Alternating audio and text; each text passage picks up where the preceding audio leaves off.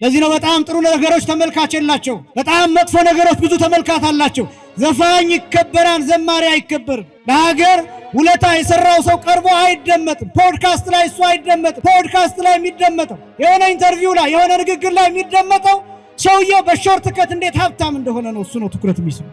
ለሀገር ዋጋ የከፈለ አጥንት የከሰከሰ ደም ያፈሰሰ በውትድርና ሜዳ በጦር ሜዳ ጀግንነት የሰራ ጀብድ የሰራ እሱ አይሰማም፣ እሱ አይደመጥም። ሀገር ያቀና ሀገር ያቆየ እሱ አይደመጥም፣ እሱ አይረዳም። በጣም ብዙ ነገሮቻችንን የምናጣው ለዚህ ነው።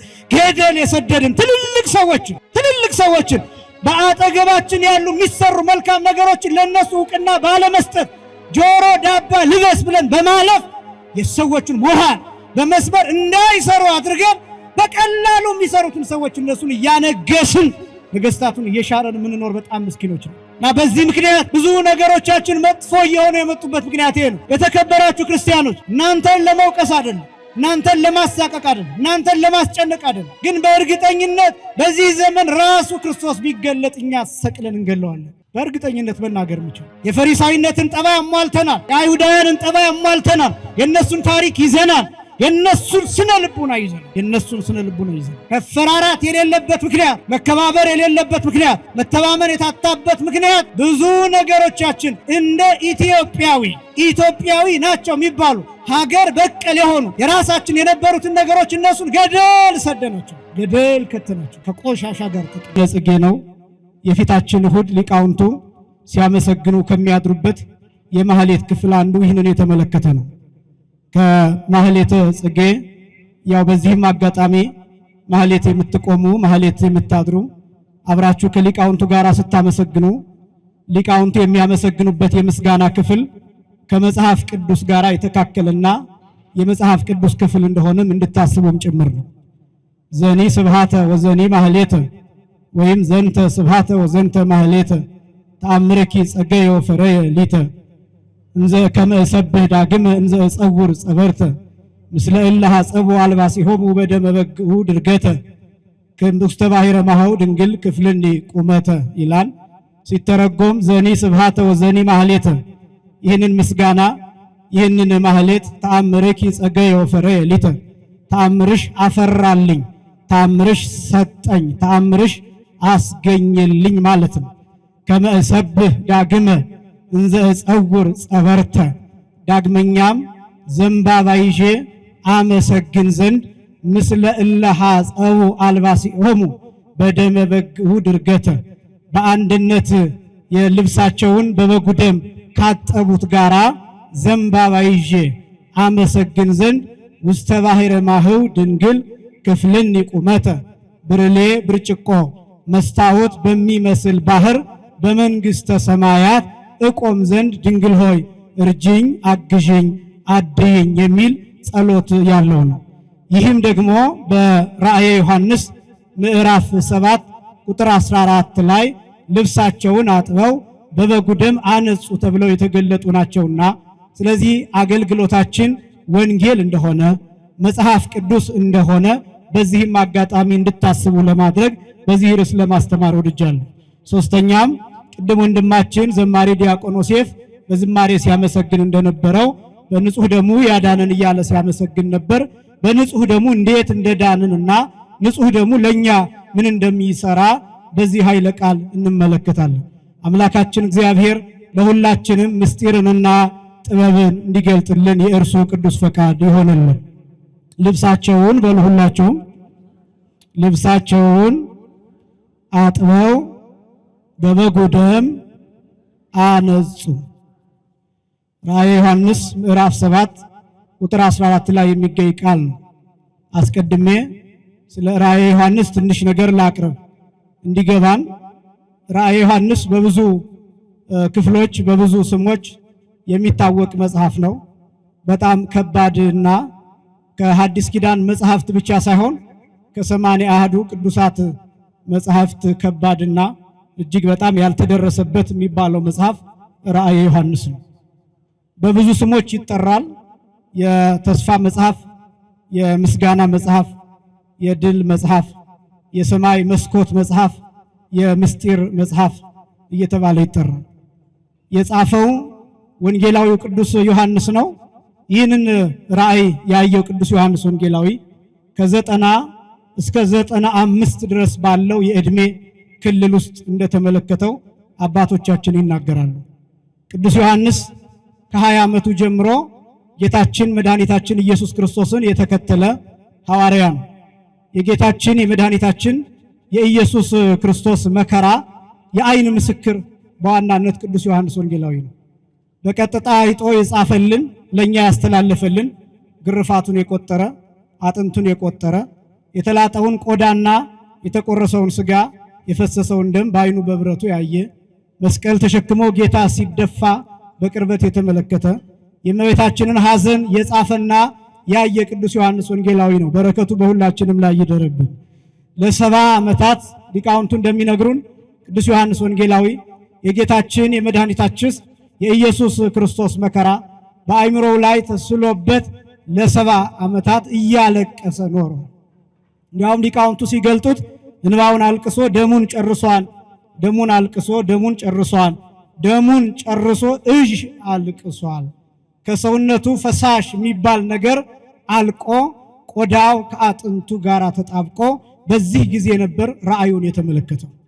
በእርግጥ ይህንን ራእይ ለማየት የሰማዩን ምስጢር የሰማዩን መስኮት የዘላለምን ሕይወት እሱን ለማየትና ለመረዳት በእንደዚህ አይነት አኗኗር መሮን እንዲጠይቃንና ቅዱስ ዮሐንስ ወንጌላዊ በዚህ መልኩ ኖሯል። በዚህ መልኩ ኖሮ ከ70 ዓመታት ፊትን ከመቋጠር ከብዙ ዘመናት በኋላ ይህንን ራእይ ተመልክቷል። ራእየ ዮሐንስ በጣም ብዙ ክፍሎች ያሉት ቢሆንም ግን ሲጠቀለል በ3 ዋና ክፍሎች የሚከፈል ነው። የመጀመሪያው ክፍል ከምዕራፍ 1 ጀምሮ እስከ ምዕራፍ 3 ያለው ነው። ሁለተኛው ክፍል ከምዕራፍ 4 ጀምሮ እስከ ምዕራፍ 19 ድረስ ያለው ክፍል ነው። ሶስተኛው ክፍል ከምዕራፍ 20 ጀምሮ እስከ ምዕራፍ 22 ድረስ ያለው ክፍል ነው። እንግዲህ በዋናነት በ3 ክፍሎች የሚከፈል ነው። የራእየ ዮሐንስ አብዛኛው ሐሳብ የተመሰረተው በራእየ ዮሐንስ ምዕራፍ 5 ላይ በሚገኘው የታተመ መጽሐፍ ነው። የታተመ መጽሐፍ የተከበራችሁ ክርስቲያኖች፣ አሁን እንደው ይህንን ስናገር ብዙዎቻችሁ ጥቂቶቻችሁ ላትረዱ ትችላላችሁ፣ ብዙዎቻችሁ ደግሞ ትረዱኛላችሁ የሚል ተስፋ አለ። እኔ ብዙ ጊዜ ሳስተምር እጨነቃለሁ። ከበድ ሲል ምናልባት የምናልፋቸው ሰዎች ይኖራሉ የሚል ጭንቀት ይይዘኛል። ቀለል ሲል ደግሞ ብዙ የተማሩ የተመራመሩ ብዙ መጽሐፍትን ያነበቡ በመንፈሳዊነታቸው በክርስትናቸው ጠንካራ የሆኑ ሰዎች ደግሞ ይህንንማ እኔስ ቢሆን እናገረው የለም እንዴ ብለው ተስፋ ቆርጠው የሚሄዱ ሰዎች ይኖራሉና እንግዲህ ከፍ ዝቅ ላረግ ይችላል። ከፍ ሳረግ እነዚህን ሰዎች ለማግኘት ነው። ዝቅ ሳረግ ደግሞ ምናልባት መረዳት የማይችሉ ሰዎች እነሱንም ባዷቸውን እንዳይሄዱ ምናልባት እነዚህን ለማማከል የሚደረግ የትምህርት ዝግጅት ነው። ይህንን ግምት ውስጥ እንድታስገቡ እፈልጋለሁ። ይሄ የታተመ መጽሐፍ የሚባለው በ7 ቁልፍ የተዘጋ በ7 ማህተም የታተመ መጽሐፍ ነው። ራእየ ዮሐንስ ምዕራፍ 5 ከቁጥር 1 ጀምሮ ቤታችሁ ስትገቡ ብትመለከቱ በዙፋኑ መካከል የተቀመጠው በቀኝ እጁ የታተመ መጽሐፍ የያዘ ነው ይልና መልአኩ እየጮኸ ከሽማግሌዎቹ አንዱ እያለ ነው የሚጠራው ቅዱስ ዮሐንስ። መልአኩ እየጮኸ ይህንን መጽሐፍ ሊወስድ የሚችል ሊፈታ የሚችል ሊያነብ የሚችል ሊተረጉም የሚችል ሊያብራራ የሚችል ምን አይነት ሰው ነው እስኪ ፈልግ ብሎ መጽሐፉ የሚከፍተውን ፍለጋ አዋጅ አውጃን ይላል እና ይሄ መጽሐፍ በውስጥም በውጭም የተጻፈበት መጽሐፍ ነው። እንዳልኳችሁ በ7 ማህተም የተዘጋ ነው። በ7 ማህተም ማለት የመጽሐፉ የፊቱ ገጽ ላይ 7 ቁልፎች ተደርድረዋል። የኛ ሊቃውንት ሲገልጡ እንዳጣጣሚ ወንጌል ይላሉ። ምናልባት ቅዳሴ ላይ ሲነበብ የምታዩት ወንጌል ብታስተውሉት መሃሉ ላይ በቁልፍ የተዘጋ አለው። ያ 7 ማለት ነው እና ያን የታተመ መጽሐፍ የሚፈታው ማን ነው ብሎ መልአኩ ጮሆ ተናገረ ይላል። ከዛ ተፈለገ ይላል። ይህን መጽሐፍ የሚፈታ ተፈለገ። በ7 ቁልፍ የተዘጋውን በውስጥም በውጭም የተጻፈበትን መጽሐፍ በዙፋኑ የተቀመጠው በቀኝ እጁ የያዘውን መጽሐፍ ያን መጽሐፍ የሚፈታ በሰማይም በምድርም ከምድርም በታች ተፈለገ ይላል። አልተገኘም ይላል። አልተገኘም ይላል እና ያን ጊዜ የሚያሳዝነኝ ቅዱስ ዮሐንስ ወንጌላዊ ያው በራእይ ነው አለቀስኩኝ ይላል። በሰማይም በምድርም ከምድርም በታች ይህን መጽሐፍ ሊነካ የሚችል ሊዳስስ የሚችል ሊፈታ የሚችል ሊያነብ የሚችል ሊተረጉም የሚችል ሊያብራራ የሚችል ሲታጣ አለቀስኩኝ ይላል ዮሐንስ ወንጌላዊ። በራእዩ መረዳት ውስጥ ይሄ መጽሐፍ ትልቅ ጉዳይ እንደያዘ ያውቃል። ይሄ መጽሐፍ ምን አይነት ቁልፍ ነገሮችን እንደያዘ ቅዱስ ዮሐንስ ወንጌላዊ ያውቃል። ይሄ መጽሐፍ የግድ መፈታት አለበት፣ የግድ መነበብ አለበት፣ የግድ መተርጎም አለበት። ይሄን መጽሐፍ የሚከፍት ሰው የግድ ያስፈልጋል። ይሄን የታተመ መጽሐፍ የተዘጋ መጽሐፍ የሚያብራራው የግድ ያስፈልጋል። ስለዚህ ዮሐንስ ይሄን መጽሐፍ የሚያብራራ ጠፋ ብሎ በውስጡ አዝኖ በራእዩ ውስጥ አለቀሰ። የኛ ሊቃውንት እንዲህ ብለው ይተረጉሙታል። ቅዱስ ዮሐንስ ወንጌላዊ የበቃ ስለነበረ ወደ ኋላ ተመልሶ የብሉይ ኪዳንን ዘመን ኖሮታን ይላል። ይቺ ቤተክርስቲያን እንደምታውቁት በሰሙነ ሕማማት ክሪያላይሶን እያልን የነቢያትን ጩኸት እንጮሃለን። እንደምታውቁት ያን የምናደርገው ለምን መሰላችሁ? ተመልሰን የኋለኛውን ዘመን ስለምንዋጅ ነው። ክርስቲያን ማለት እንደዛ ስለሆነ፣ መንፈሳዊ ማለት እንደዛ ስለሆነ፣ መጽሐፍ ቅዱስ የሚነግረን ይህንን ስለሆነ ወደ ኋላ መመለስ፣ የኋላን ዘመን መርገጥ፣ የወደፊትን ዘመን ማወቅ እና መዋጀት፣ ከዘመን በላይ ከጊዜ በላይ መሆን ማለት ነው። ክርስቲያን ማለት እንደሱ ስለሆነ የበቁ አባቶቻችን ወደ ኋላ ይመለሳሉ። ይቺ ቤተክርስቲያን የምትሰራው አንዱ አገልግሎቷ ይሄ ነው። ይቺ ቤተክርስቲያን ዛሬ ስታገለግል፣ ዛሬ ቅዳሴ ስትቀድስ የትኛውን አገልግሎት እንደምታገለግል ታውቃላችሁ? ክርስቶስ ዕለተ ዓርብ ላይ የዛሬ 2000 ዓመት ያገለገለውን አገልግሎት ነው የምታገለግለው። የዛሬ 2 ዓመት የፈሰሰውን ደም፣ የዛሬ 2 ዓመት የተቆረሰውን ስጋ፣ የዛሬ 2 ዓመት የነበረውን መከራ ትኩስ አድርጋ የምታቀርበው ለዚያ ነው። ለምን? ይቺ ቤተ ክርስቲያን የኋላውን ዘመን አምጥታ እንደነበረ እንዳለ አድርጋ ስለምታሳይ። ይሄ ብቻም አይደለም። ይቺ ቤተ ክርስቲያን ወደፊት ተራምዳ ትውልዱ ከዚህ እንዲቀላቀል ታደርጋለች። ለምን? ዘመንን በስልጣን ትረግጣለች። ይቺን ቤተ ክርስቲያን የሰጠን አምላካችን እግዚአብሔር የተመሰገነ ይሁን። አመስግኑት እግዚአብሔር። ይህንን ዘመን መዋጀት የምትችል ቤተ ክርስቲያን። ለዚህ ነው አባቶቻችን አስቀድመው ተመልክተው በትንቢት መነጽር የሚያዩልን። ቅዱስ ዮሐንስ ወንጌላዊ ወደ ኋላ ተመለሰ። የኋላውን ዘመን አየው፣ የጨለማውን ዘመን ተመለከተው። ለካ 5500 ዘመን መከራ የነበረው ይሄ መጽሐፍ እንደታተመ ስለነበረ ነው። አቤል ተገደለ፣ ይሄ መጽሐፍ መፈታት አልተቻለም። መልከጼዴቅ መስዋዕት አቀረበ፣ ይሄን መጽሐፍ ግን ሊፈታው አልቻለም። አብርሃም በጽድቅ ተገለጠ፣ በእምነት ጻድቅ ተብሎ ተጠራ። በድንኳን ኖረ አብርሃም፣ እንግዳ ተቀበለ አብርሃም፣ ልጁን ለመስዋዕትነት አቀረበ አብርሃም። ብዙ በጎች ታረዱ፣ ብዙ ፍየሎች ታረዱ፣ ብዙ ኮርማዎች ታረዱ በብሉይ ኪዳን። ይሄን መጽሐፍ ግን ሊፈታው የሚችል አልተገኘም። ይሄን የታተመ መጽሐፍ፣ ይሄን በሰባት ቁልፍ የተዘጋ መጽሐፍ፣ በውስጥም በውጭም የተጻፈበት መጽሐፍ፣ በዙፋኑ ባለው በቀኝ እጁ የተያዘ መጽሐፍ ምን እንደያዘ ምን እንዳለው በውስጡ ምን እንደሚል ማንም ያላነበበው መጽሐፍ፣ ይሄን መጽሐፍ ሊፈታ የቻለ ማንም የለም። ሊቃነ ካህናት ተተካኩ። ከአሮን ቀጥሎ ልጆቹ፣ ከዛ ልጆቹ እያለ በሌዊ ነገድ እየተመራ በግ የማፍሰሱ የማረዱ መስዋዕት ቀጠለ፣ ስርዓት ቀጠለ። ግን ይሄን መጽሐፍ ሊፈታ የቻለ ማንም የለም። ኤልያስ በዮርዳኖስ ተመላለሰ፣ ኤልሳዕ በዮርዳኖስ ተመላለሰ። ልክ ነው፣ ባህር ከፈሉ። ልክ ነው፣ ሙሴ ወደ ተራራ ወጣ። 7ቱን የእሳት መጋረጃ ተመለከተ፣ 6ቱን ገለጠ፣ 7ኛውን ግን አልነካም። ሙሴ 40 ቀን ከእግዚአብሔር ጋር ቆየ። ግን ሙሴ ይሄን መጽሐፍ መፍታት አልቻለም። ወደ ሲና ተራራ ተጠራ ሙሴ። ጫማህን አውልቅ ተባለ። በቁጥቋጦ ውስጥ የሚነደውን እሳትና ነበልባል ተመለከተ። ተራራው ሲቃጠል አየ። ግን ይሄን መጽሐፍ መፍታት አልቻለም። ይሄን መጽሐፍ መፍታት የሚችለው ሌላ ነው። ይሄን መፍታት የሚችለው የሚታረድ ነው። ይሄን መጽሐፍ መፍታት የሚችለው አምላክ የሆነ ብቻ ነው። ይሄን መጽሐፍ መፍታት የሚችለው ብቁ የሆነ ነውር፣ በደል፣ ኃጢአት፣ እንከን፣ ጥፋትና መርገም የሌለበት ብቻ ነው ይሄን መጽሐፍ መፍታት የሚችለው። እና ዮሐንስ በብሉይ ኪዳን ወደ ኋላ ዘመን ተመልሶ ስላየው ልክ በህልማችሁ አይታችሁ ውሃ ሲጠማችሁ ውሃ መጠጣት እንደምትፈልጉ ልክ እንደዚያ ዮሐንስ በህልሙ በራእዩ ወደ ብሉይ ኪዳን ተመልሶ ማን ነው ይሄን መጽሐፍ የሚፈታው ብሎ አለቀሰ። የቅዱስ ዮሐንስ በረከት በሁላችንም ላይ ይደርብን። ዮሐንስ አለቅስ አለ። በዙፋኑ መካከል ያለው ከሽማግሌዎቹ አንዱ ዮሐንስ አለኝ ይላል። አይዞህ አታልቅስ አለኝ ይላል። አይዞህ አታልቅስ። መጽሐፉን የሚፈታ ተገኝቷል።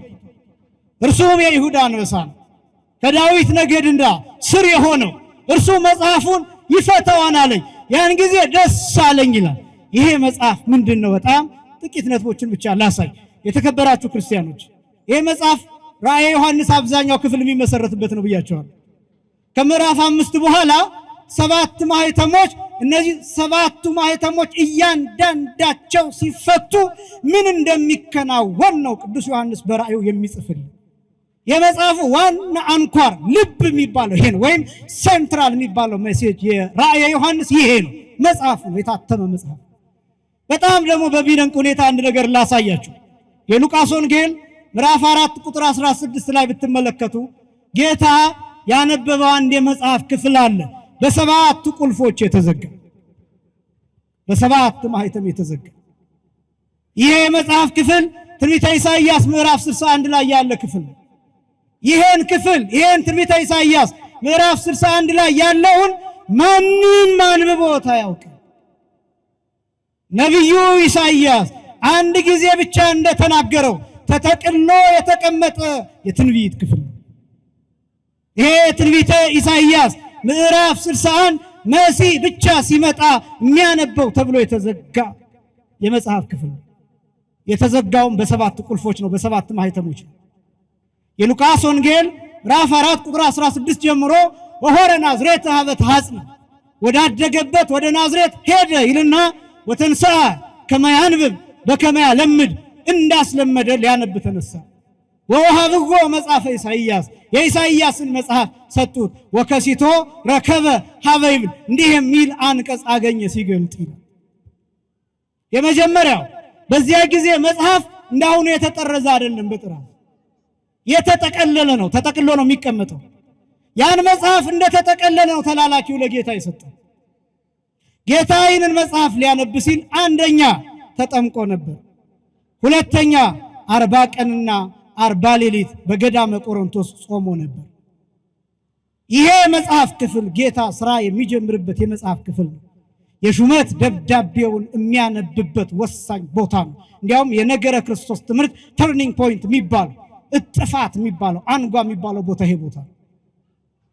በጣም ደግሞ የሚደንቃችሁ ወደ ዝርዝሩ ከመግባቴ በፊት ይህንን መጽሐፍ ጌታ ሲያነብ በምኩራቡ የነበሩት በሙሉ ይላል ወአንስኡ አዕይንቲሆሙ ወነጸርዎ ኩሎሙ እለሃለው ውስተ ምኵራብ ይላል። በምኩራብ ያሉት ሁሉ አይናቸውን አንስተው ጌታን ትኩር ብለው ተመለከቱት ሲያነብ ማለት ነው። ለምን እንደዛ እንዳዩት ታውቃላችሁ? እንዴት ይህንን የመጽሐፍ ክፍል እሱ ሊያነብ ቻለ? ምክንያቱም ይሄ የመጽሐፍ ክፍል መሲህ ሲመጣ ብቻ የሚያነበው የተዘጋ የመጽሐፍ ክፍል ነው። እርሱ ደግሞ ለቱ ስብሐት እነሱ እንደሚያምኑት መሲህ አይደለም። አይሁዳውያን በሚያምኑት የዮሴፍ ልጅ ነው ብለው ነው የሚያምኑት። የእንጨት ጠራቢ ልጅ ነው ብለው ነው የሚያምኑት። ድሃ ነው ብለው ነው የሚያምኑት። መሲህ ነው ብለው ያምኑ። እንዴት ይሄን የመጽሐፍ ክፍል ሊያነብ ቻለ? ሁላቸውም አንስተው የተገረሙበት ጌታ በዚህ ሰዓት ምን እያደረገ ነበር ቢባል ለምን እንደመጣ የሚገልጥበት ጊዜ ነው። ለምን እንደመጣ ምን ሊሰራ እንደመጣ ደግሞ ከነቢዩ ከኢሳይያስ የትንቢት ክፍል ለምን እንደመጣ መልእክቱን ዋና ነገሩን የሚያሳየው ይሄ ትንቢተ ኢሳይያስ ምዕራፍ 61 ጀምሮ ያለው የሚለው እንዲህ ነው። መንፈስ እግዚአብሔር ዘላለ ዘበእንቲአሁ ቀብአኒ፣ በኔ ያለ ህሉ ሆኖ ያለ የባሕርይ ሕይወቴ መንፈስ ቅዱስ ያዋሃደኝ፣ የድሆች የምስራችን እሰብካቸው ዘንድ የላከኝ፣ የተጠቁትን ነፃ አወጣቸው ዘንድ የላከኝ፣ ዕውራን የሆኑትን ብርሃንን እሰጣቸው ዘንድ የላከኝ፣ የተገፉትን ሰዎች ነፃ አወጣቸው ዘንድ የላከኝ፣ ያዘኑትን ሰዎች ደስ አሰኛቸው ዘንድ የላከኝ፣ የቆሰሉትን ሰዎች ከቁስላቸው ፈውሳቸው ዘንድ የላከኝ፣ የታሰሩትን ሰዎች እፈታቸው ዘንድ የላከኝ። እነዚህን ስትቆጥሯቸው 7 ናቸው። 7 ናቸው። ስንት ናቸው አልኳችሁ? 7 ናቸው። በእነዚህ በሰባት ቁልፎች የተዘጋ መጽሐፍ ነው። ይሄ በሰባት ማህተም የተዘጋ ይሄ ሰባት ቁልፍ ያለውን መጽሐፍ መፍታት ማለት እነዚህ ሰባት የርግማን አይነቶች እነዚህ ሰባት የርግማን አይነቶች ሰባት ቁልፎች የሰው ልጅ ቆልፈው የያዙት ሽባ ያደረጉት እነዚህ ሰባት ነገሮች ናቸው። 5500 ዘመን በሙሉ ለምሳሌ ድህነትን ልትወስዱ ትችላላችሁ። ድህነት ማለት የሥጋ ድህነት ማለት አይደለም። የጸጋ ድህነት፣ የልጅነት ድህነት፣ የመንፈሳዊነት ድህነት፣ የተስፋ ድህነት፣ የመመራመር ድህነት፣ የምስጢር ድህነት ያ ነው ድህነት የሚባለው። ድህነት የእንጀራ ድህነት አይደለም። የምግብ ድህነት አይደለም። የገንዘብ ድህነት፣ የቤት የመኪና የቁሳቁስ ድህነት አይደለም። የአእምሮ ድህነት፣ የአስተሳሰብ ድህነት፣ የአመለካከት ድህነት፣ የሰብዕና ድህነት በብሉይ ኪዳን ይሰቃዩ የነበረው ያ ክርስቶስ ከዚህ ነፃ ሊያወጣ ነው የመጣው። ደግሞም ክርስቶስ እንደመጣ የመጀመሪያው ያደረገው ከድሆች ጋር መሆን ነው።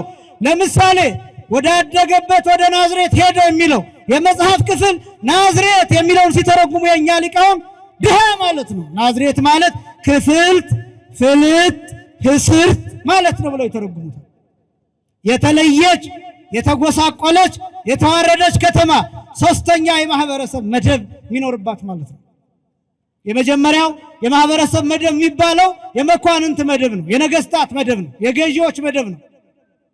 ሁለተኛው መደብ የማህበረሰብ መደብ የሚባለው የመሬት ከበርቴዎች መደብ ነው፣ ላንድ ሎርድስ የሚባሉት የነሱ መደብ ሁለተኛው ማህበረሰብ ክፍል ይባላል። ሶስተኛው የማህበረሰብ ክፍል ፔዛንትስ የሚባሉት ናቸው፣ ጭሰኞች ማለት ነው፣ አርሶ አደሮች ማለት ነው። አንድ ሶስተኛውን የሚሰጡ ማለት ነው፣ ለሌላው እያረሱ ለሌላው አካል የሚኖሩ ማለት ነው፣ እጅ ወዳፍ የሆነ ኑሮ የሚኖሩ። ናዝሬት ማለት እነዚህ ሶስተኛው ማህበረሰብ መደብ የሚኖርበት ነው። ለዚህ ነው ናትናኤል በሆኑ ይትካል ከመይጻብህ ሲር ናዝሬት ከናዝሬት ደግ ሰው እንዴት ሊወጣ ይችላል ብሎ የጠየቀው ለዚህ ነው። ለምን? ናዝሬት የድሃ ሀገር ናት። ናዝሬት የድሃ ሀገር። ክርስቶስ በቤተልሔም ተወለደ፣ በድሃ ሀገር አደገ፣ ከድሃ ጋር ኖረ፣ ድሃ ሆኖ ኖረ። ክርስቶስ ድሃ ሆኖ ሞተ። እንዲያው የኛ ሊቃውንት ሲናገሩ እመቤታችንን እናቱስ ማርያም አይደለችምን የሚለውን የድሃ ልጅ ማለት ነው ብሎ ነው የሚተረጉሙ።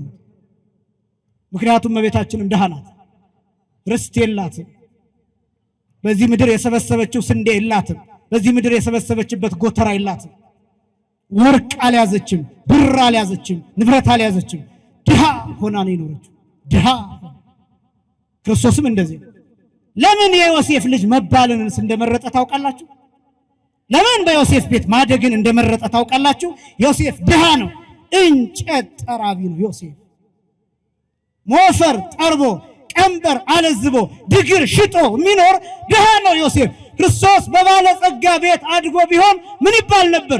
እሱማ ምን ጎሎት ይባል ነበር። የፈለገውን እየበላ የፈለገውን እየጠጣ፣ ስለኛ ግን ድሆች በመንፈስ ድሆች የሆኑ ብፁዓን ናቸው ይባል ነበር። ያ እንዳይባል ክርስቶስ በድሃ ቤት አደገ፣ በድሃ ቤት ኖረ፣ ድሃ ሆኖ ሞተ ክርስቶስ። ስለዚህ ከድሃ ጋር ነው የኖረው ክርስቶስ እና ድህነት የሚባለው እሱ። እነዚህ ሰባቱን ቁልፎች ፈታቸው። ከዚያስ ጌታ የተናገረውን ነገር ልንገራችሁና ወደ ርዕሴ ልምጣ። ጌታ ይህንን መጽሐፍ ካነበበ በኋላ ወወሃቦ መጽሐፈ ለላእኪ መጽሐፉን ለተላላኪው ሰጠው ይላል። ከዛ ሂዶ ተቀመጠ ይላል። ሁሉም አይናቸውን አንስተው ሲመለከቱት ጌታ ትኩረታቸውን ካገኘ በኋላ መናገር ጀመረ። እንዲህ አለ፣ ይሁን አለ በጽሐ ቃለ ዝንቱ መጽሐፍ ወተሰልጠ ውስተ እዘኒክሙ አላቸው። እነሆ ዛሬ ማለት ነው። እነሆ ዛሬ የዚህ መጽሐፍ ቃል ደረሰ አላቸው። ያ የተጠቀለለው ያ የታተመው ያ በሰባት ቁልፍ የተዘጋው መጽሐፍ ዛሬ በጆሮአችሁ ተፈጸመ፣ እነሆ አሁን ጆሮአችሁ ውስጥ አለቀ ብሎ ጌታችን መድኃኒታችን ኢየሱስ ክርስቶስ ተናገረ። ወአንከሩ ሞገሰ ቃሉ ወሳይሰ አፉሁ ይላል። የቃሉን መከናወን የአንደበቱን መከናወን አይተው አደነቁ ይልና ግን ይሄ ዮሴፍ ልጅ አይደለምን አሉና በቅናት ተነሳስተው ጌታን ወደ ገደል ሊሰዱት ይዘውት ሄዱ ይላል። የሉቃስ ወንጌል ምዕራፍ 4 ቁጥር 29 ላይ ተመልከቱት። በሞቴ ቤታችሁ ስትገቡ እዩትማ። የሉቃስ ወንጌል ምዕራፍ 4 ቁጥር 29 እኔ በጣም እጅግ በጣም ማዝንበት የመጽሐፍ ቅዱስ ክፍል ነው። እና ምንድነው ያደረጉት መሰላችሁ? አገራቸው ይላል ወንጌሉ ሲናገር ናዝሬት አገራቸው ከፍ ያለ ቦታ ላይ የተሰራች ናት፣ ዙሪያዋን ገደል ናት ይላል መጽሐፉ እንደሚነግረን። እና ጌታችንን ምን እያረጉ ነው የወሰዱት? ቀስ አድርገው እያዋሩ እያታለሉ ሲዘውት ሄደው ገደሉ አፋፍ ሲደርሱ ገፋ አድርገው ገደል ለመስደድ። አንዳንድ ጊዜ እንዲህ አይነት ትውልድ አለ፣ የሚጠቅመውን ነገር ገደል የሚሰድ፣ የሚጠቅመውን ነገር የማይጠቀም፣ የሚጠቅመውን ነገር ከቆሻሻ ጋር የሚጥል። ልክ እንደዚህ ትውልድ ማለት ነው። እንደዚህ ትውልድ እያለን ስንናገር እናንተን ለማለት አይደለም። ግን በዚህ ትውልድ የሚጠቅሙ ነገሮችን አይታችሁ ከሆነ ይገፋሉ። ሽማግሎች ይገፋሉ፣ አባቶች ይገፋሉ፣ አባትነት ይገፋል፣ ሰውነት ይገፋል፣ መልካምነት ይገፋል፣ በጎነት ይገፋል፣ ደግነት ይገፋል፣ ገደል ይገባል። በጣም ብዙ ነገሮቻችንን ገደል ከተናቸው። በጣም ብዙ ጨዋነታችንን፣ ብዙ ባህላችንን፣ ብዙ መንፈሳዊ ሴታችንን ገደል ከተናል። መፈራራት የሌለበት ምክንያት፣ መከባበር የሌለበት ምክንያት፣ መተማመን የታጣበት ምክንያት ብዙ ነገሮቻችን እንደ ኢትዮጵያዊ ናቸው የሚባሉ ሀገር በቀል የሆኑ የራሳችን የነበሩትን ነገሮች እነሱን ገደል ሰደናቸው፣ ገደል ከተናቸው ከቆሻሻ ጋር ጥቅል እና በዚህ ምክንያት ብዙ ነገሮቻችን መጥፎ እየሆኑ የመጡበት ምክንያት ይሄ ነው። የተከበራችሁ ክርስቲያኖች እናንተን ለመውቀስ አይደለም፣ እናንተን ለማሳቀቅ አይደለም፣ እናንተን ለማስጨነቅ አይደለም። ግን በእርግጠኝነት በዚህ ዘመን ራሱ ክርስቶስ ቢገለጥ እኛ ሰቅለን እንገለዋለን። በእርግጠኝነት መናገር የምችል የፈሪሳዊነትን ጠባይ አሟልተናል። የአይሁዳውያንን ጠባይ አሟልተናል። የነሱን ታሪክ ይዘናል። የነሱን ስነ ልቡና ይዘናል። ለዚህ ነው በጣም ጥሩ ነገሮች ተመልካች የላቸው፣ በጣም መጥፎ ነገሮች ብዙ ተመልካች አላቸው። ዘፋኝ ይከበራል፣ ዘማሪ አይከበርም። ለሀገር ውለታ የሰራው ሰው ቀርቦ አይደመጥም። ፖድካስት ላይ እሱ አይደመጥም። ፖድካስት ላይ የሚደመጠው የሆነ ኢንተርቪው ላይ የሆነ ንግግር ላይ የሚደመጠው ሰውየው በሾርት ከት እንዴት ሀብታም እንደሆነ ነው። እሱ ነው ትኩረት የሚስበው። ለሀገር ዋጋ የከፈለ አጥንት የከሰከሰ ደም ያፈሰሰ በውትድርና ሜዳ በጦር ሜዳ ጀግንነት የሰራ ጀብድ የሰራ እሱ አይሰማም፣ እሱ አይደመጥም። ሀገር ያቀና ሀገር ያቆየ እሱ አይደመጥም፣ እሱ አይረዳም። በጣም ብዙ ነገሮቻችንን የምናጣው ለዚህ ነው። ገደል የሰደድን ትልልቅ ሰዎችን በአጠገባችን ያሉ የሚሰሩ መልካም ነገሮችን ለነሱ ዕውቅና ባለመስጠት ጆሮ ዳባ ልበስ ብለን በማለፍ የሰዎችን ሞራል በመስበር እንዳይሰሩ አድርገን በቀላሉ የሚሰሩትን ሰዎች እነሱን እያነገስን ነገስታቱን እየሻረን የምንኖር በጣም ምስኪኖች ነው። አይሁዳውያን እንደዚህ ሆነው ከክርስቶስ ጋር ተላለፉ። የመጀመሪያው ትልልፍ የሚባለው ይሄ ነው። በነገራችን ላይ የመጀመሪያው ትልልፍ የመጨረሻው ትልልፍ መስቀል ላይ የሆነ ነው። የመጨረሻው ትልልፍ መስቀል ላይ ማለት ክርስቶስን አይሁዳውያን ሰቅለውት መሸብን ብለው ጀርባቸውን ለጌታ ሰጥተው ያለፈችውን ሰንበታቸውን ለማክበር ወደ የቤታቸው ሄዱ። ያን ጊዜ ከክርስቶስ ጋር ለመጨረሻ ጊዜ ተላለፉ። ለመጨረሻ ጊዜ ጀርባቸውን የሰጡት ጊዜ፣ በጨለማ ውስጥ ሆነው ሰንበታቸውን ለማክበር የሄዱ ጊዜ፣ ብርሃን ክርስቶስን መስቀል ላይ አንጠልጥለውት የሄዱ ጊዜ፣ ሁለተኛውን ፀሐይ ክርስቶስን ትተው ያለፈችውን ሰንበታቸውን ለማክበር እየተሯሯጡ የሄዱበት ጊዜ፣ ያ ጊዜ የመጨረሻው መተላለፉ ነው ተመዘገበ። ብዙ ጊዜ በድንጋይ ሊመቱት በመካከላቸው አልፏል ክርስቶስ እና ይሄን ደብዳቤ ፈታው። የመጀመሪያው የታተመው መጽሐፍ የሚባለው ይሄ ነው፣ አንዱ ክፍል። ሁለተኛ ከዚያ ቀጥሎ በዙሪያው የነበሩት በዙፋኑ ዙሪያ የነበሩት እልፍ አእላፍ መላእክት በሙሉ በዙፋኑ ፊት ሁላቸውም ለጥ ብለው ይሰግዳሉ። ሲሰግዱ ግን ዝም ብለው አይደለም የሰገዱት፣ አንድ ነገር እየተናገሩ ነው የሰገዱት። የታተመውን መጽሐፍ ትወስድ ዘንድ ማህተሙንም ትፈታ ዘንድ ይገባሃል።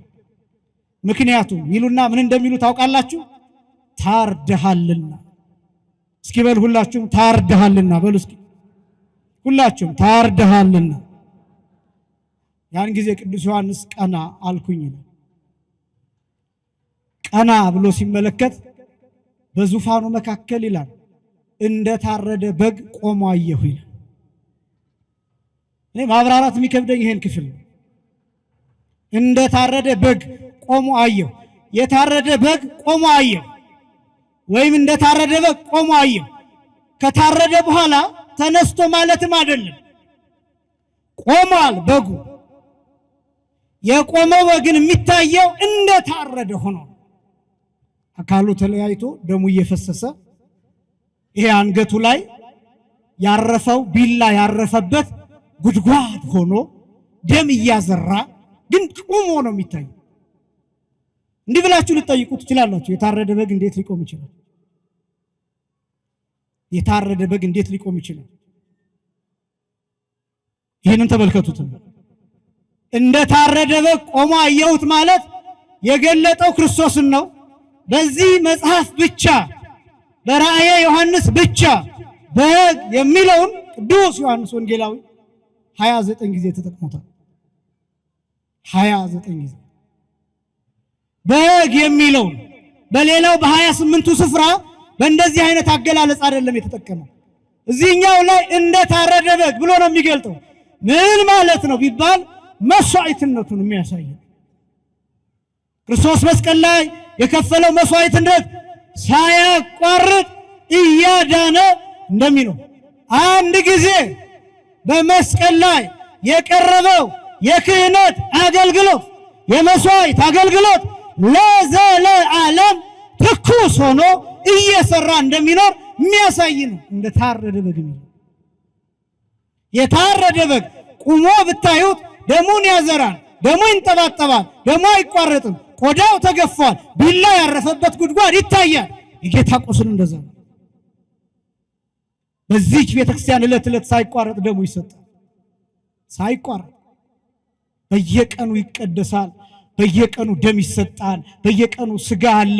በየቀኑ ውሃ ይሰጣል። ከጎን የፈሰሰው ቅዱስ ውሃ ማይገቦ ይሰጣል። እንደታረደ በግ ማለት ይሄ ነው። አይቋረጥም። እናንተ ዛሬ ስለመጣችሁ እንጂ ወንጌል አይቋረጥም። ነገ ትመጣላችሁ፣ ይሰበካል። ከነገ ወዲያስ ትልቅ ጉባኤ ስለሆነ ይሰበካል። ከዛ በኋላስ አይቋረጥም። ብትመጡም ባትመጡም ብትኖሩም ባትኖሩ አንድ ሰው ቢኖር ወንጌል ይሰበካል። ያ ምን ማለት እንደሆነ ታውቃላችሁ? ያ የታረደው በግ በዙፋኑ የቆመው ደሙ እየተንጠባጠበ አካሉ ተከፋፍሎ የሚታየው በግ አንድ ጊዜ በቀራንዮ የከፈለው ዋጋ ለዘላለም ሳይቋረጥ ዋጋ እያሰጠ ስለሚኖር ነው። ክብርና ምስጋና ለአምላካችን ይሁን። አመስግኑት እግዚአብሔር። እንደ ታረደ በግ ቆሞ አየሁ። ይሄን የታተመውን መጽሐፍ ለመክፈት መታረድ ይፈልጋል። መታረድ ይፈልጋል ማለት ዋጋ መክፈል ይፈልጋል። መሞትን ይፈልጋል። ደምን ማፍሰስ ይፈልጋል። ደም ማፍሰስማ እና አቤልስ ደማቸውን አፍሰው አልነበረምን? ለኢሳይያስ በመጋዝ ተተርትረው በኩላብ ተሰቅለው ተገለው የለምን? ለዘካርያስ በመቅደሱ መካከል በመሰዊያው አንገታቸውን ተቀልተው ሞተው የለምን?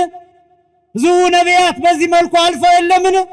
ለምንና የነሱ ደም የማህተሙን የደም መጽሐፉን ማህተም ለምን አልፈታም ቢባል አምላክ አይደሉም። እነዚህ ሁሉ አሁን የጠራናቸው አምላክ አይደሉም፣ ፈጣሪ አይደሉም። ይሄን የታተመውን መጽሐፍ ለመክፈት ሶስት ነገሮችን ይፈልጋል። አንደኛ አምላክነትን ይፈልጋል። ሁለተኛ ሰውነትን ይፈልጋል። ሶስተኛ ጻድቅነትን ይፈልጋል። አንደኛ አምላክነትን ይፈልጋል፣ ይሄን የተዘጋውን መጽሐፍ ለመክፈት። ሁለተኛ ሰውነትን ይፈልጋል። ሶስተኛ ጻድቅነትን ይፈልጋል። እነዚህ ሶስቱን አሟልቶ የተገኘ እንደታረደ በግ ቆሞ የታየው ጌታ መሲህ እግዚአብሔር ወልድ ኢየሱስ ክርስቶስ ብቻ ነው። ክብርና ምስጋና ለአምላካችን ይሁን። አመስግኑት እግዚአብሔር። ቅዱስ ዮሐንስ አፈወርቅ እንዲህ ብሎ ይገልጣል። ለሊሁ ሰዋኢ ይላል፣ ወለሊሁ ተሰዋኢ ይላል፣ ወለሊሁ ተወካፌ መስዋዕት ምስለ አብሁ ወመንፈስ ቅዱስ ይላል። ለሊሁ ሰዋኢ ማለት መስዋዕት ያቀረበ ራሱ ነው ይላል። ወለሊሁ ተሰዋኢ ማለት መስዋዕት ሆኖ የተሰዋ የተቃጠለ ራሱ ነው ይላል።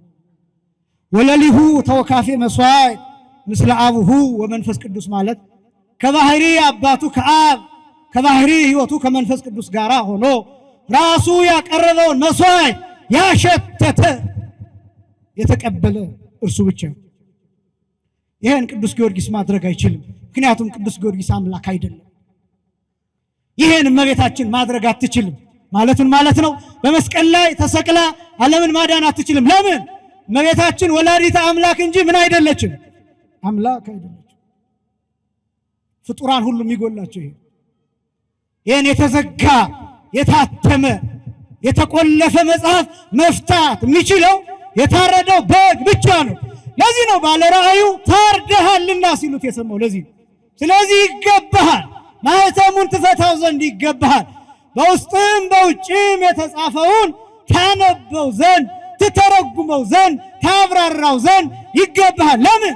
ታርደሃልና ብለው በዙሪያው በዙፋኑ ዙሪያ እንደ ሻሽ ሲነጠፉ እንደ ቅጠል ሲረግፉ አየኋ። ከዛ ማኅተሞቹ መፈታት ጀመሩ።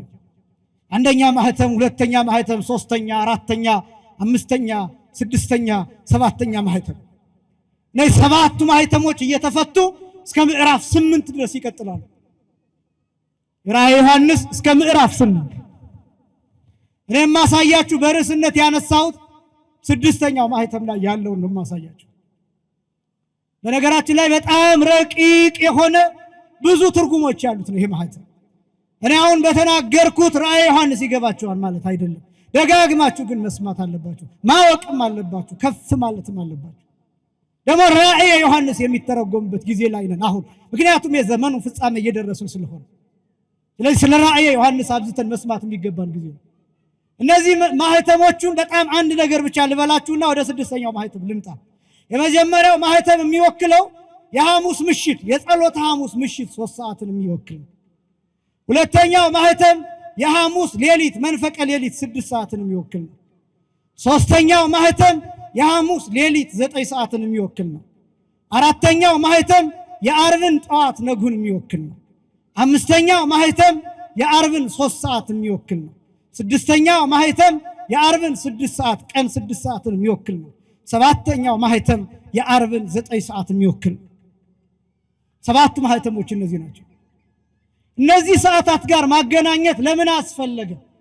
ሰባቱ ማኅተሞች እነዚህ ሰዓታት የሚገለጥባቸው ምክንያት ምንድናቸው ቢባል እነዚህ ሰዓታት ክርስቶስ መከራ የተቀበለባቸውና ተአምራት ያደረገባቸው ሰዓታት ናቸው።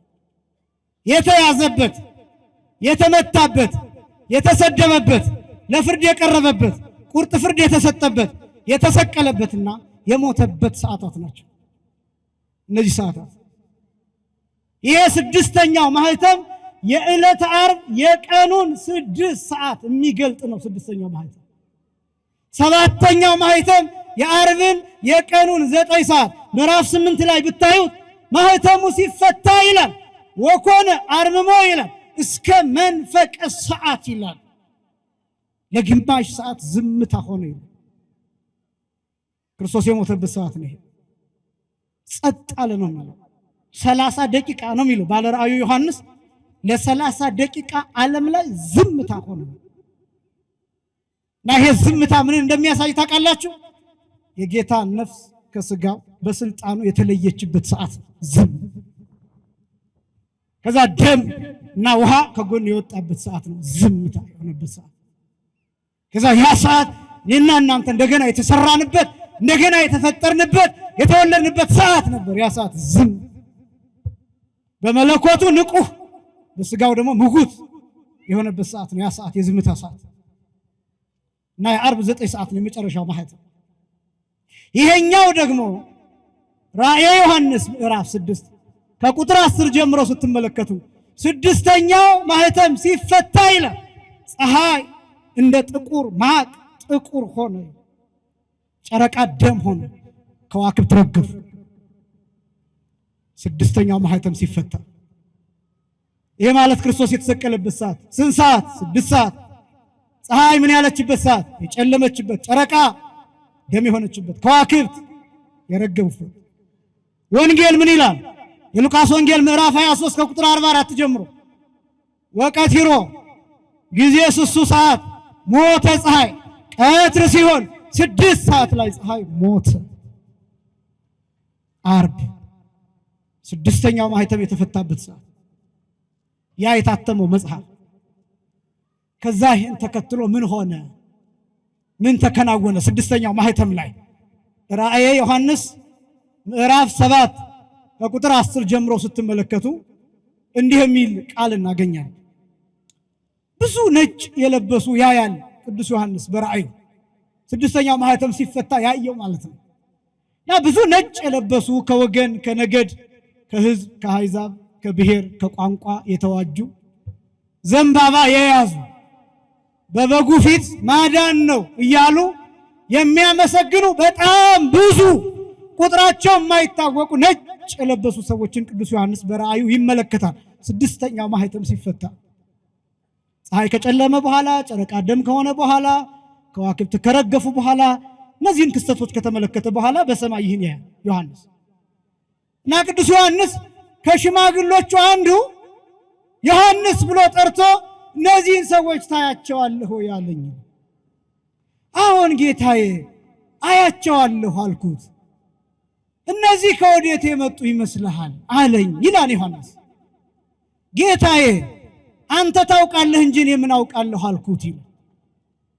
ከዛ 2 ነገሮችን ነገረኝ ይላል። ስንት ነገሮችን? 2።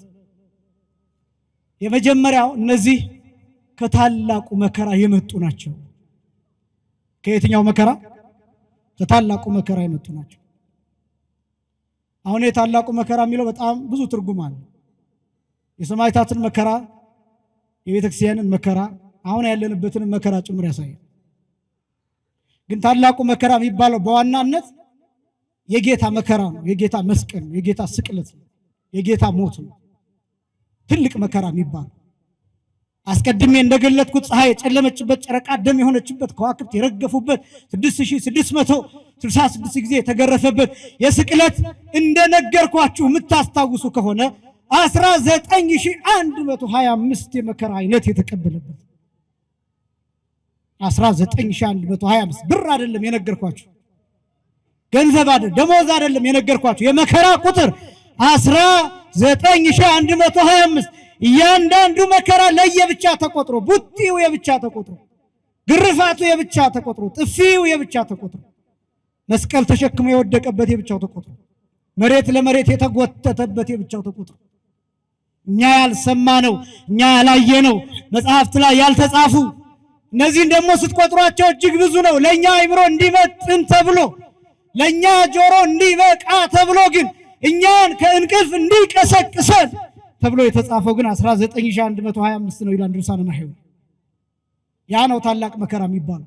አምላክ የተሰቃየበት፣ ንጹህ የተሰቃየበት፣ ጻድቅ የተገደለበት፣ መሬት ለመሬት የተጎተተበት፣ ፍርድ የተዛባበት፣ ዓለም አምላኳን የጠላችበት፣ አምላክ ፈጣሪዋን ያሳደደችበት ዓለም፣ ያ ክፋት የሰው ልጅ የጭካኔ ጥግ የታየበት፣ የሰው ልጅ የክፋት ጥግ የታየበት፣ ፍጥረታት ያዘኑበት፣ መላእክት ወርደው መስቀሉ ስር ጽዋ ደቅነው ደም የተቀበሉበት፣ እንደ ሻሽ የተነጠፉበት፣ እንደ ቅጠል የረገፉበት፣ ሚካኤል ዝም አለ፣ ገብርኤል ተደነቀ ተብሎ በቅዱስ ያሬድ የተገለጠበት፣ ነቢያት ወደዚህ መጥተው መስቀሉ ስር የተደፉበት፣ ያ ነው ታላቁ መከራ የሚባለው። ያ ከሐና ወደ ቀያፋ፣ ከቀያፋ ወደ ሐና የተመላለሰበት፣ ወደ ሄሮድስና ወደ ጲላጦስ የተመላለሰበት፣ የሄሮድስ ጭፍሮች የዘበቱበት፣ የነ ጢባሪዎስ ቄሳር ወታደሮች የነ ጲላጦስ ወታደሮች ያሾፉበት፣ አምላክ መሳቂያ መሳለቂያ የሆነበት፣ ምራቅ የተተፋበት፣ የረከሰ የአይሁድን ምራቅ የተቀበለበት፣ ያ ነው ታላቁ መከራ የሚባለው። ፍጹም እንከን ነው ሳይኖርበት እንደ ጥፋተኛ እንደ ወንጀል በሁለት ወንበዴዎች መካከል የተሰቀለበት 40 ዓመት ሙሉ ነፍስ እያጠፉ ደም እያፈሰሱ የኖሩ ወንበዴዎች በቀኝና በግራ ሆነው ክርስቶስ የወንበዴዎች አለቃ ተብሎ ከአመፀኞችና ከሽፍቶች ጋር የተቆጠረበት የዓለም ትልቁ ኃጢአት፣ የዓለም ትልቁ ኃጢአት፣ የዚህ ዓለም ትልቁ ወንጀል፣ ተወዳዳሪ የማይገኝለት ወንጀል እኔን ብትሰቅሉኝ ብትገርፉኝ ጥቂት ጥፋት ይኖርብኛል፣ ጥቂት ነገር ይኖርብኛል። ምናልባት በተከሰስኩበት ንጹሕ እንኳን ቢሆን ሌላ ኃጢአት ግን አለብኝ። ምናልባት ሰዎችን ሁሉ እየዞርን ብናይ እግዚአብሔር የሚያውቀው ጥቂት ኃጢአት ይኖራቸው ይሆናል። ክርስቶስ ግን ፍጹም የባህሪ አምላክ ሆኖ ሳለ ዓለም የሰራችው ትልቅ ወንጀል ሁሉንም አይነት ምት፣ ሁሉንም አይነት ስድብ፣ ሁሉንም አይነት ድብደባ፣ ሁሉንም አይነት ማሰቃየት አድርጋ ዓለም የመጨረሻውን ወንጀል የሰራችው በክርስቶስ ላይ። ግን ደግሞ እንደዚህ ስላችሁ እንዳትፈሩ፣ ይቅር የተባለ ወንጀል ነው። አይገርማችሁ? ይቅር የተባለ ወንጀል ነው። የሚያደርጉትን አያውቁምና ምን በላቸው? እስኪ አመስግኑት እግዚአብሔርን። ክብርና ምስጋና ለስሙ ይሁን። ግን ይቅር የተባለ ወንጀል ቅዱስ ጳውሎስ ምንድን ነው የሚለው? ለጢሞቴዎስ በጻፈለት መልእክት ወሶበ እንዘ ጸሩ ንሕነ ነው የሚለው። ወሶበ እንዘ እኩያን ንሕነ ተሳሃለነ በሞተ ወልዱ ይላል። ክፉዎች ስንሆን ጠላቶቹ ስንሆን በልጁ ሞት ይቅር አለን ይላል። እኔ በጣም ቢገርመኝ ምን እንደሆነ ታውቃላችሁ?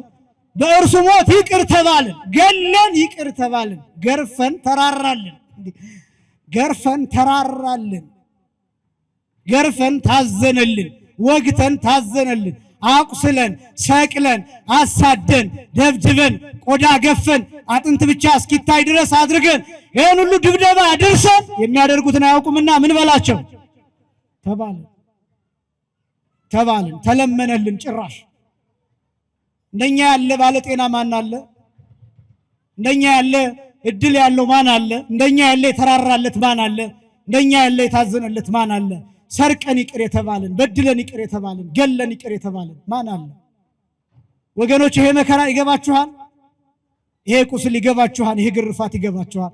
ይሄ ርኅራኄስ ይገባችኋል? ይሄ ቸርነት ይገባችኋል? ይሄ ውለታ ይገባችኋል? ይሄ እንኳን አይደለም በጉባኤ መሰብሰብ ይቅርና አያንከራትትም። ዓለምን አስትቶ በባዶ እግር አያስኬድም፣ ቡትቶ አያስለብስም፣ ገዳም አያስገባም፣ አያስመንንም። አቡነ ተክለ ሃይማኖት፣ አቡነ ገብረ መንፈስ ቅዱስ፣ ቅዱስ ጊዮርጊስ እኮ ይሄ መከራ በአይምሯቸው ሆኖ ሰውነታቸውን እያደቀቀው፣ ለዚህ ነው ጦር ተክለው ሳይንቀሳቀሱ ለዓመታት ይጸልዩ የነበረው። ለዚህ ነው ቅዱስ ጊዮርጊስ ስጋው በምጣድ እየበሰለ በመንኮራኩር እየተፈጨ ሰውነቱ እየደቀቀ አፈር ትቢያ ሆኖ በሜዳ እየተዘራ እንደገና ተመልሶ ከሞት ተነስቶ እኔ ክርስቲያን ነኝ የሚለው ይሄን ፍቅር አውቆት ነው። ይሄን ውለታ አውቆት ነው። በጣም ብዙዎቻችን ይህንን ለማወቅ ገና ነን፣ ለመስማት ራሱ ገና ነን። ነገረ ክርስቶስን ማስተማር ራሱ ከባድ አይደለም? ከባድ እኮ ነው። ረጅም ሰዓት ነገረ ክርስቶስን ማስተማር ከባድ ነው። ብዙ ሰው የሚያስቅ ነገር ይፈልጋል፣ በየመሃሉ ቀልድ ይፈልጋል። የራሱን ሕይወት በየጓዳው በየጎድጓዳው በየትዳሩ እየገባን እንድንነግረው ይፈልጋል። የሽንኩርትና የዘይት ጉዳይ የኑሮውን ውድነት እያነሳ እንድናጽናናው ይፈልጋል። ወዳጄ ከጌታ መከራ በላይ መጽናኛ ምን ትፈልጋላችሁ? ከመስቀል በላይ መጽናኛ፣ ክርስቶስ ካደረገልን ኃይል ከሰጠን ጸጋ በላይ መጽናኛ ምን ትፈልጋላችሁ? አልገባችሁም እንጂ የጌታን መከራ እየነገርን እያሰቃየናችሁ ለጥቂት ደቂቃም ቢሆን ስትሄዱ የጌታን መከራ ተካፍላችሁ ትሄዳላችሁ። እንደሱ ነው ሕይወታችሁን በክርስቶስ መሰወር የምትፈልጉ ከሆነ። ለዚህ ነው ቅዱስ ጳውሎስ ሲናገር ገላትያ ምዕራፍ 3 ከቁጥር 1 ጀምሮ ኦ አብዳን ሰብአ ገላትያ እናንት ሞኞች ነው የሚለው። እናንት ሞኞች፣ አዚም ያደረገባችሁ ማን ነው? እነሆ ክርስቶስ በዓይናችሁ ፊት እንደተሰቀለ ሆኖ ተስሎ ነበር። ለእውነት እንዳትታዘዙ አዚም ያደረገባችሁ ማን ነው? ብዙ ሰው ከክርስቶስ ትምህርት ወጥቶ ሌላ መስማት የሚፈልገው መጨነቅ ስለማይፈልግ ምን ነግራችሁ ግን እውነት በስጋ እንድትጨነቁ አይደለም፣ እንድታስቡት ነው። የሚያጽናናው እሱ ነው። ለምን መሰላችሁ? ያሳርፋል፣ ቁስሉ ያሳርፋል። የቁስሉ መዓዛ እንዲሸታችሁ። የጌታን ቁስል ስንናገር እንደ ሌላ ሰው ቁስል የሚሸት የሚከረፋ አይደለም፣ የሚፈውስ ቁስል ነው። የሚሸት መዓዛ የዘላለም ሕይወትን የሚሰጥ መዓዛ የሚፈስበት ቁስል ነው። ፍቅር የሚፈስበት ብርሃን የሚወጣበት የሚጎርፍበት ቁስል ነው። ወዳጆቼ የተወለድንበት ቁስል ነው። እሱ ነው ታላቁ መከራ የሚባለው። ነቢዩ ኢሳይያስ ሲናገር ወበቁስለ ዚአሁ ኀዮነ ይላል። በእርሱ ቁስል እኛ ምን አለን? ተፈወስን። እናንተ ብዙ ጊዜ የሰማችሁት ቃል ይሄ ነው። ትክክለኛውን ትርጉም ግን ልንገራችሁ። ወበቁስለ ዚአሁ ኀዮነ ማለት በእርሱ ቁስል ሕይወት አገኘን ማለት ነው። መፈወስ ለጊዜው። ለምን ከእርሱ ቁስል ሕይወት አገኘን እንደተባለ ታውቃላችሁ? ልክ ክርስቶስ ጎኑ ሲወጋ ከጉድጓዱ እኛ ተወለድን። ከክርስቶስ ሞት እኛ ተወለድን። ከጌታ ሞት እኛ ሕይወት አገኘን። ሁልጊዜ ይላል ከደካማ ነገር ኃይል ይገኝ። ለምሳሌ ብርሃን የጨለማ ልጅ ነው። እነዚህ ፓውዛዎች የደመቁት ጨለማ ስለሆነ ቀን ላይ እነዚህን ፓውዛዎች ብታበሯቸው ትርጉም የላቸው። ትንሣኤ ከሞት ነው የሚወለደው። ትንሣኤ ከመቃብር ነው የሚወለደው። በቃ እንደዛ ነው። ከደካማ ነገር ክርስቶስ ደከመ። ከዚያም አልፎ በስጋ ምን ሆነ? ሞተ። ከሞቱስ ደምና ውሃ ወጣ። ከደምና ከውሃውስ እኛ ተወለደ፣ ሕይወት አገኘ። ከታላቁ መከራ የመጡ ናቸው ማለት ይሄ ነው። ሁለተኛው የመጀመሪያው ከታላቁ መከራ የመጡ ናቸው ካለው በኋላ ሁለተኛ ልብሳቸውን አጥበው በበጉ ደም ያነጹ ናቸው። እስኪ በሉ ልብሳቸውን በሉ አጥበው በበጉ ደም ያነጹ ናቸው። ምናቸውን አጥበው በምኑ ያነጹ ናቸው? በበጉ ደም ያነጹ ናቸው። የመጀመሪያው ማጠብ ይቀድማል፣ ከዛ ቀጥሎ ማንጻት ይቀድማል። ልብሳቸው በበጉ ደም አይደለም የታጠበው፣ የነጻው ነው ልብሳቸው። በደንብ ለይታችሁ ስሙ። የመጀመሪያው ማጠብ ነው። ከዛ ቀጥሎ ደግሞ በበጉ ደም ማንጻት ነው፣ ነጭ ማድረግ ነው። እነዚህ ልብሳቸውን አጥበው በበጉ ደም ነጭ ያደረጉት እነማን ናቸው ሲባል የመጀመሪያው ከሐዋርያት ጀምሮ ያሉ በክርስቶስ ደም የተዋጁ በሰማዕትነት ያለፉ በዓለመ ነፍስ ያሉ ነጭ ልብስ የተሰጣቸው እነዚያ ናቸው። የመጀመሪያው ልብሳቸውን አጥበው በበጉ ደም ያነጹ የተባሉት እነሱ ናቸው። ነው የበጉ ደም እንዴት ነጭ ሊያደርግ ይችላል? አሁን ደም ይህንን ነጭ ካባ ቢነካው ይቆሽሻል እንጂ ነጭ አያደርገው፣ ነጭነቱን ያጠፋው። ቀይ ቀለም ውስጥ ብነክረው፣ ደም ውስጥ ብነክረው ይሄ ካባ ቀይ ይሆናል እንጂ ነጭ አይሆንም። እንዲያውም ነጭነቱን ያጠፋል። የበጉ ደም ግን ያነጻል። ለምን እንደሚያነጻ ታውቃላችሁ? የበጉ ደም ደሙ የአምላክ ደም ስለሆነ መለኮት የተዋሃደው ደም ስለሆነ የፍጡር ደም ስላልሆነ የፍጡር ብቻ ስላልሆነ ፈጣሪ ስለሆነ አምላክ ስለሆነ እንደ አቤል አይነት ደም ያ አይደለ፣ እንደነ ኢሳይያስ አይነት ደም ያ አይደለ። የአምላክነት ደም ስለሆነ በዚህ ምክንያት ያነጻል፣ የትኛውንም አይነት ኃጢአት ያጥባል። ስለዚህ እነዚህ ልብሳቸውን አጥበው በበጉ ደም ያነጹ እነማን ናቸው?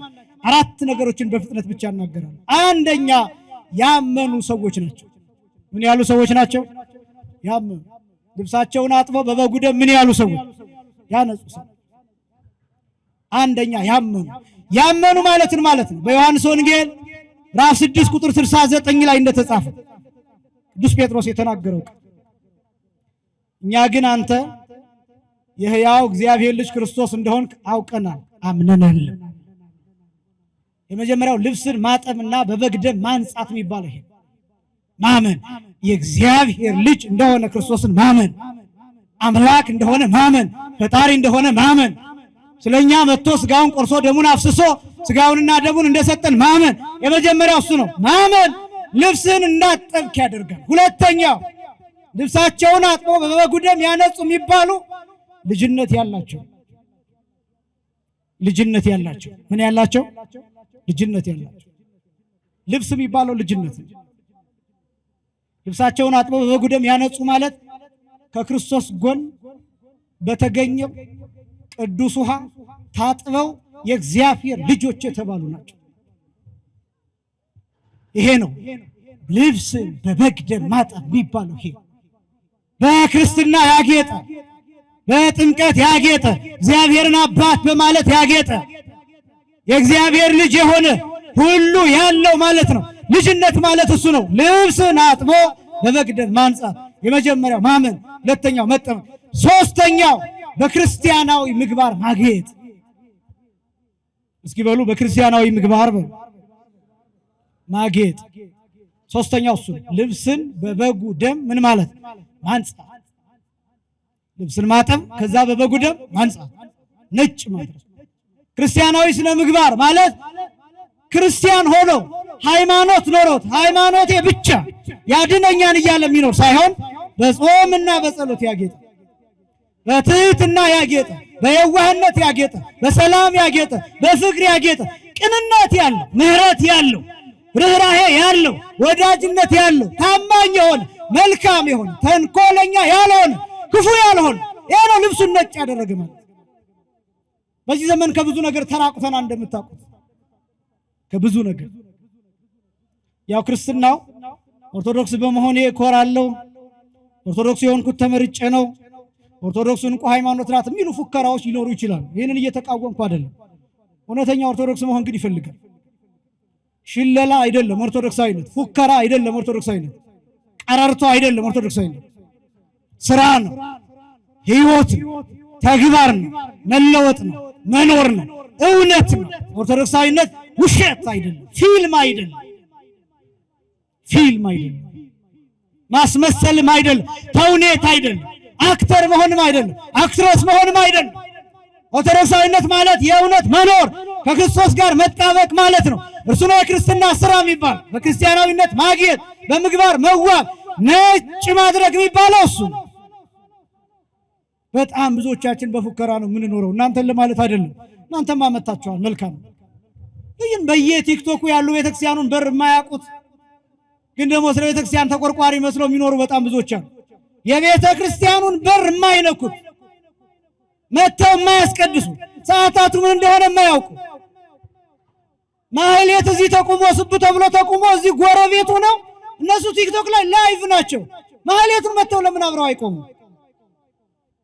እኔ ከአቅም በላይ ሆኖባቸው ውጭ ሀገር ያሉትን አይደለም ምላችሁ፣ እነሱ በተለያየ ምክንያት ግን እዚህ ሆኖ ሰንበት ትምህርት ቤት ሳይማር የአብነት ትምህርት ቤትም ሳይማር ወደ ቤተክርስቲያንም ሳይመጣ እንዲሁ በቤተክርስቲያኗ ስም ብቻ የሚጦር የሚቀለብ በጣም ብዙ ሰው። ባካችሁ ቤተክርስቲያኗን እንወቃት ወጣቶች፣ ባካችሁ ትህትና ይኑረን፣ ዕውቀትም ይኑረን፣ መረዳትም ይኑረን፣ መጽሐፍ ቅዱስንም እናንብብ፣ ቤተክርስቲያኗንም እንወቃ፣ እንረዳ። ፉከራ አይደለም ክርስትና። ኦርቶዶክሳዊነት ሽለላ አይደለም፣ ማጌጥ ነው በምግባር። የመጨረሻው ልብሳቸውን አጥበው በበጉ ደም ያነጹ የተባሉት ከታላቁ መከራ የመጡ የተባሉት የጌታን ስጋና ደም የተቀበሉ ናቸው። የቆረቡ ሰዎች ናቸው፣ ነጭ ልብስ ያላቸው።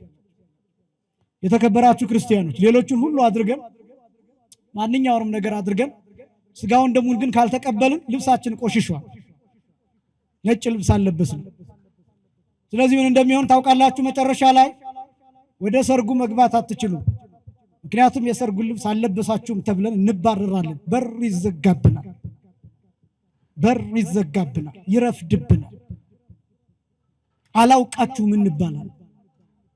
እናንተ እነማን ናችሁ ተብለን እንጠየቃለን። ይሄ እንዳይሆን በር እንዳይዘጋ እንዳይረፍድብን አላውቃችሁም እንዳንባል ከጌታ ፊት እንዳንመለስ ከበረከት እንዳንለይ ልብሳችንን በበጉ ደም እንጠብ፣ ስጋውን እንብላ፣ ደሙን እንጠጣ፣ እንቁረብ፣ ራሳችንን እናዘጋጅ። ይሄ ነው በዚህ ሳምንት በማህሌተ ጽጌው የሚባለው በሰማይ ዘንባባ ይዘው ከሚያመሰግኑ ነጭ ከሚለብሱት ጋራ አብረን እንድንሆን ድንግል ሆይ በሰማይ መቆምን አድኝ፣ አግዥኝ፣ እርጅኝ እያል የምንማጸነው ምልጃዋን ለዛ ነውና አምላካችን እግዚአብሔር በበጉ ደም ልብሳችንን ነጭ አድርገን ተዘጋጅተን እንድንኖር እርሱ ይርዳን። የቅዱስ ዮሐንስ ወንጌላዊ በረከትና ልብሳቸውን በበጉ ደም አጥበው ነጭ ያደረጉ የቅዱሳን አባቶቻችን የሰማዕታት በረከት ከሁላችን ጋር ይሁን። ያስተማረን የአባቶቻችን አምላክ እግዚአብሔር የተመሰገነ ይሁን።